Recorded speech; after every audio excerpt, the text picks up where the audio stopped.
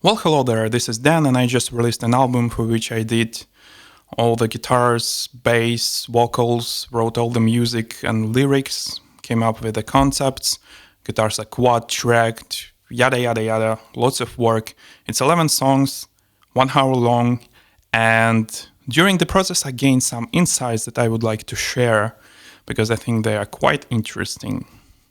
And I'm gonna start with the obvious one. It's nobody cares, basically. And what I mean by that is there are no more platforms for us, like amateur independent musicians, to express ourselves or show ourselves to the world, because Instagram, Facebook, YouTube, whatever, they are now all advertisement platforms, and all they care about is selling stuff and not the music. And there is too much music released every second for anyone to care. So what I mean by that is make sure that you do it for yourself. And for yourself, I mean that you enjoy doing that you're having fun doing that, and you expressing what you want to express. That should be your priority. So try not to stress about numbers, streams, subscribers, likes, whatever, because basically internet is broken. You cannot express yourself anymore the way you used to. So make sure you have fun. The second point is also a bit obvious, but I'm approaching it from a bit of a different angle. And your gear should work. And what I mean by that is not that your gear should work functionally, but your gear should work for you personally, that you can have fun with it, that you enjoy the process, and all that stuff. So the same kind of idea that for the previous point, but now regarding the gear, you should be able to have fun and enjoy the process. And in general, don't stress out, don't chase the industry standard quality, because everybody's chasing it, and it's not fun, it's bleak, it's gray, so it doesn't matter. If all the people around you are using neural DSP and they mixing using Buster or the home mixing guides, doesn't mean you should do so, because Buster or the home mixing guides are not fun, Buster is not fun, and yeah, just have fun. That's the main point. That's why you picked up instrument in the first place, right? To have fun, to express yourself, to feel cool, and to feel great. So don't lose track of that. That's important. Basically, after recording an album, I did 2 videos explaining why I don't use plugins for guitar anymore, because apparently my plugins tolerance was exceeded after 11 songs in a row. I would say it was horrible by the end, but yeah, I'm not using plugins anymore. So you can use them. My idea is try to find what works personally for you, because this is quite important. Now the interesting part is this Excel sheet. I'm sure you've seen these backstage videos or whatever, or making of videos, and you've seen bands using blackboards or just Excel sheets to track their progress. And it looks cool, and I was wondering why, because to me, it's not that important. I'm used to keep track of everything in my head. I do my time management in my head. I remember everything that I need to do mostly, so in that regard, Excel sheet is kind of useless for me. But there are several applications which are super useful and important. And to me, one of them is I was able to map the actual names of the songs to the names of the projects, because I was being funny and I was giving funny names to the projects. So it was annoying to find the song that I want to record inside my huge project list. Also, it's great to try to play with the ordering of the songs, because you can see where everything is placed and you can imagine how it will sound. So playing with the ordering, mapping names is useful, but the most important part is the following. Imagine you finished recording instrumentals for a song. right? You recorded bass, you recorded 4 tracks of rhythm guitars, you recorded arrangements, all that stuff. And suddenly you realize that you have 10 more songs to go. You still need to do the vocals, you still need to do the lyrics. So you basically accomplished nothing. But if you have this Excel sheet, you can mark these cells with a green color and have a sense of accomplishment and have a sense of a closure. So this Excel sheet is actually kind of a achievement sheet, like in a game, you know? It helps actually a lot to feel the progress and to have a little reward for yourself, like to have a closure on something. To have something done and completed, it's a great feeling. So the purpose of this Excel sheet is to have this great feeling, not to track what you need to do. It's not your to-do list. So that's important to remember. And when you have a closure, you won't come back to redoing stuff. You know that feeling when you, for example, already at the end of the recording the whole album, you're at the 11th song, and you feel like, I now play better. I can redo my guitar parts in the previous songs. They will sound better. But now you cannot, because you already marked the cell with a green color. That means that you had a closure. That means you don't come back. And that's important because you can redo stuff forever. That's an endless cycle. It's important to have a closure. And that's the point of the Excel sheet. Now, another interesting part, to me at least, is how to manage your resources for the tracking. So it's easy for me to do the bass because bass is the coolest instrument in the world and most fun to play. So for 11 songs, I did the bass in roughly 1 week. So I practiced the songs for 1 week. I changed the strings and I recorded all 11 songs in kind of 1 week or 1.5 weeks. So I just recorded 1 song per evening, sometimes 2 songs per evening. Yeah, I have a daily job, so I cannot sit and record the whole day. I have evenings. So for bass, it's easy, but for guitars, I do quad tracking. And guitars are not that fun as bass, so I needed to come up with something. And I changed my process a little bit during the recording, because what I used to do previously, I used to sit down and spend like 4 or 5 hours, whatever I need to record a full song. And that was exhausting. And I wanted to change that. So what I started to do is I would practice 3 songs for a week. Then I changed the strings and I would record 1 part of the song per evening. Sometimes 2 parts if it's going pretty great and well, but I would not spend like 4, 5, 6 hours recording a song. This is important. That helped me not to get exhausted because that's a lot of work to do for one person. Yeah, and it also helped me to manage my string resources because strings wear out pretty quickly, especially if you are a heavy picker, and I'm pretty heavy picker, so I exhaust strings pretty quick. So that's kind of something you also may use for recording. This is generally a process that helps you enjoy and have fun, not to overwork yourself. So I now mark all the parts in my DAW to see where I should stop when I'm recording, right? So that helps.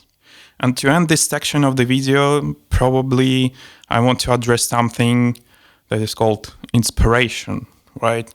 Where to get an inspiration to write a huge album. And if you have to ask this question, probably you shouldn't write an album. Probably if you enjoy playing music and you want to play something, join some musician, form a band with a musician, play with someone who writes music, actually help this person build a project, help someone record their music. It's also cool. I do session work as a session musician. I record bass for different people. That's also cool and fun. So no shame in not writing music. Don't stress out about that. That's ridiculous to stress out about that. Now that concludes the first part of the video. And in the second part, I want to talk about the most interesting topic to me, and to talk about how to make a concept album. And I want to share some shenanigans or principles that I developed for myself to create concepts, basically. I'm not a professional, but this is something that I really enjoy to do. So that's my kind of passion, to make music a concept music. So I'm going to share some shenanigans and principles that I use to do this. One small addendum to the first point that I said, that there are no more platforms to express yourself. And since I'm releasing this on YouTube, I should probably elaborate a little bit more. So basically, you can win a lottery and algorithms will bless you, but they are still algorithms and you need to win a lottery. So I'm not saying that this is impossible. It's just these platforms not focused anymore on independent creators. They are focused on advertisements, and that's it. So, and out of all platforms, YouTube still allows to make long videos, make longer content, upload like playthroughs, videos like that, and all this stuff. So, and I don't know any other platform that allows that. So YouTube is still kind of okay, but it will not provide you with views and audience. And by the way, subscribers don't work anymore. Algorithm decides who sees what. Even if you subscribe to something, that doesn't mean anything, basically. And that's it for the addendum. Now the most interesting and the most difficult part for me to talk about, concepts. And for starters, I'm gonna state 3 principles that I developed for myself to follow when I'm working with the concepts for my music. And these 3 principles are as follows. First one is, I stand on the shoulders of the giants. Second one, I keep everything connected. And the third one, it should be personal. First 2 will make sense when I provide some examples. The third one is kind of obvious. I still think that self-expression is kind of the most interesting and important part of any art. So let's gonna talk about the first 2 principles. And to provide examples, I'm gonna provide some context. Basically, my project is based around the character named Raljarn. He's kind of a pagan idol, pagan god. He himself was inspired by the character from Max Frey books, and you can already see one of the principles in action. I stand on the shoulders of the giants, so I use what I learned from the other art, or I use the bricks that I found around the world to build my own concept. Because I ain't no genius, I cannot come up with something just from the ground zero. And so, in this album, to tell the story short, Raljarn commits an odyssey to the west, of course. And it starts off with the denial or something like that. So his place at which he's based currently is now being captured or overflowed with a new cult, which is dark, and Raljarn doesn't agree with this cult. So he decides to leave, and he learns from the stories of other pilgrims and other people that there is somewhere an eternal city that can be found. So he decides to travel to this eternal city. Eternal city by itself is a metaphor. You can decide for yourself what it means. And one of the challenges or like points to travel to eternal city, to find a way to eternal city, is to transform into a crow. And transforming into a crow by itself is a reference to Carlos Castaneda books. I'm not sure I'm pronouncing his name correctly, but yeah, turning into a crow is a Carlos Castaneda thing.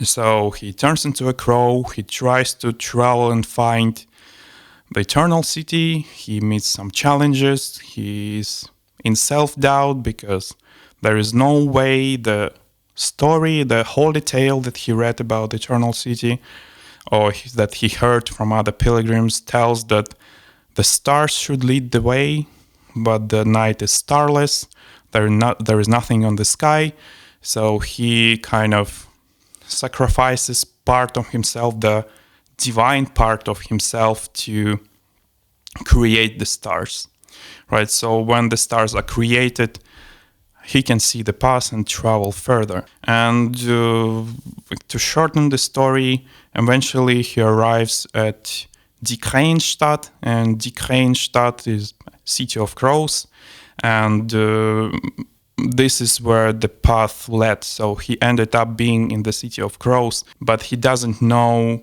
if it is the eternal city. So, and Die Krähenstadt is the 10th song of the album. It's almost the end. And here he meets basically a crow cult. And this cult calls themselves Wanderers in the Dark. And for them, he is the ultimate wanderer in the dark because he was able to traverse the starless night. And they try to kind of resurrect him, to bring back his divine part that he sacrificed. But he's pissed at them, he's angry because of reasons.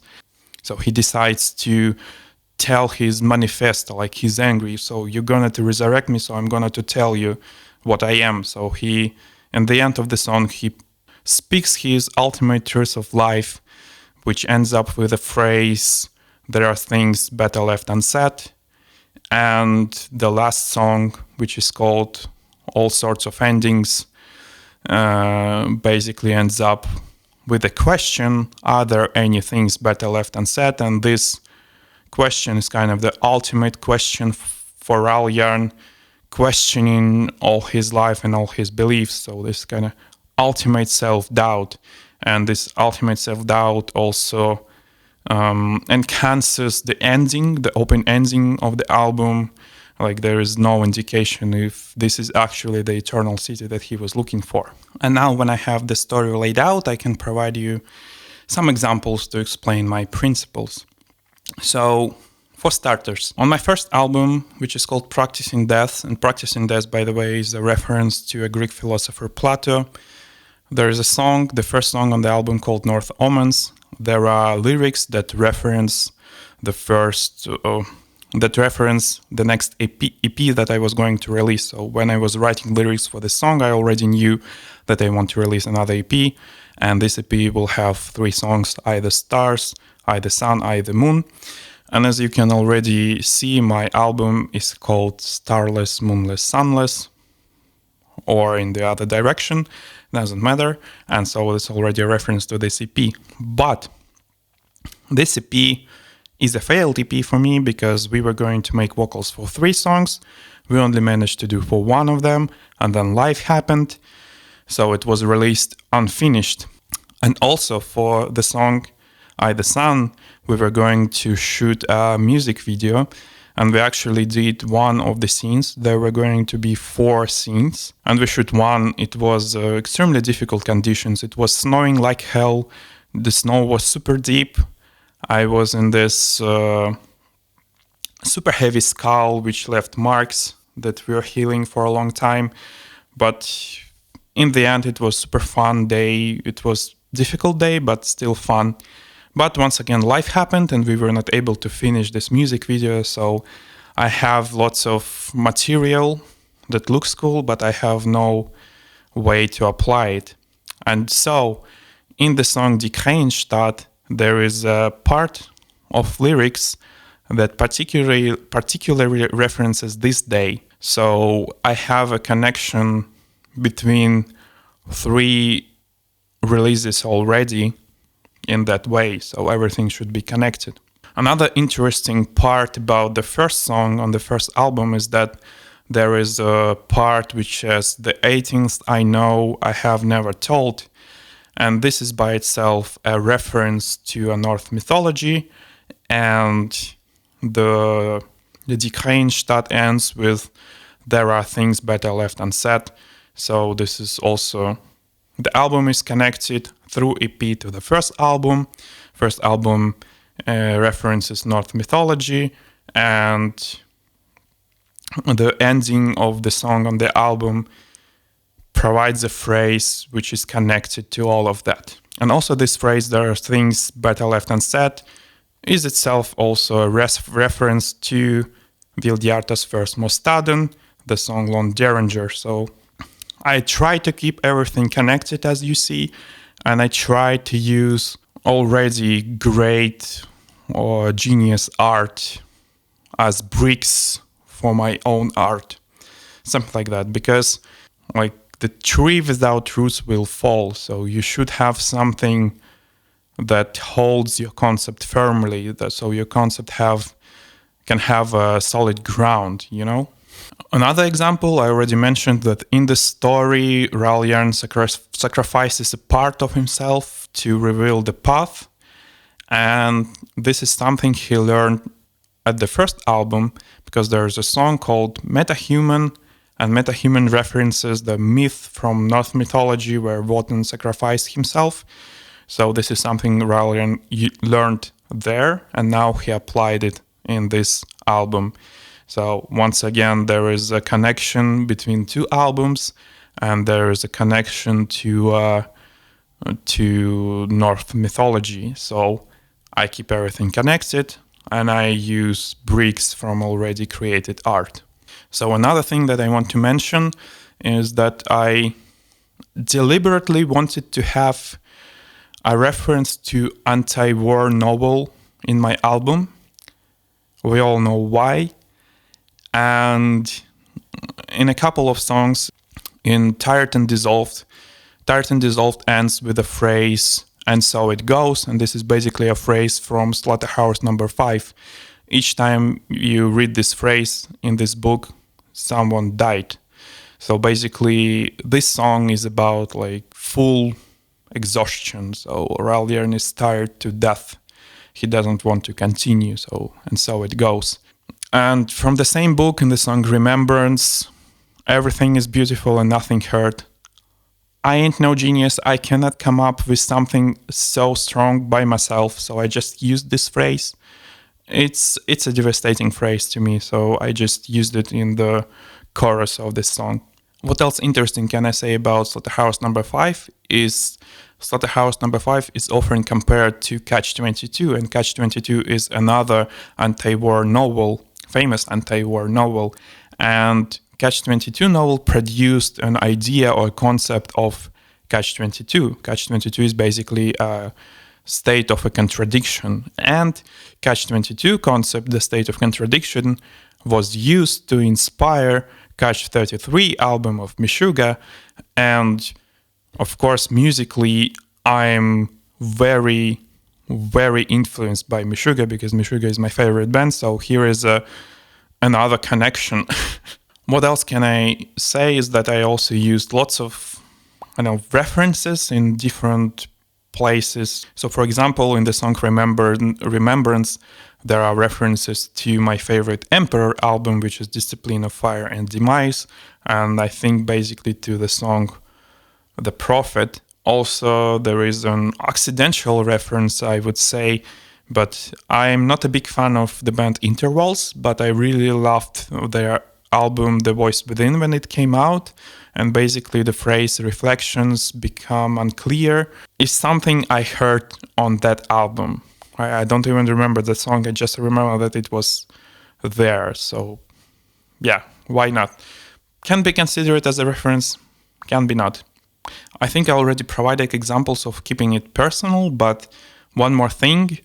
When I moved to Berlin, I was greeted by the murders of crows everywhere. So I met enormous numbers of crows wherever I went when I was exploring the city.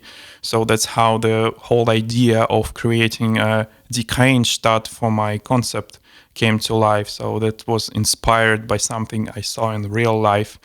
And by the way, the murder of crows, the phrase I learned from the book by Edgar Allan Poe. And yeah, I'm sure he's not the one who created it, but once again, I was inspired to use this on the album.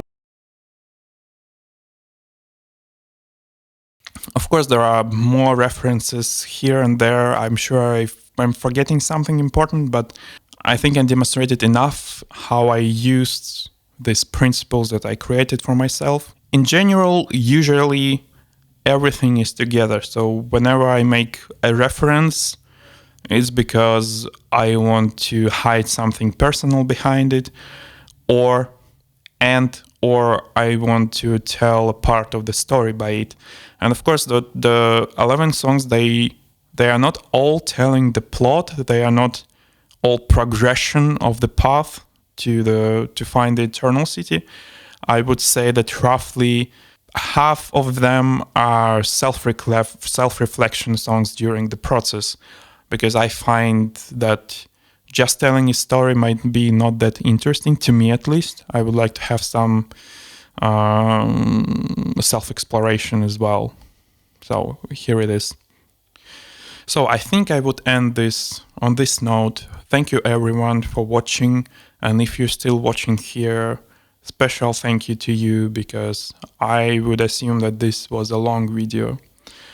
Hopefully I will see you again in the future. I will make more content, of course. So, bye.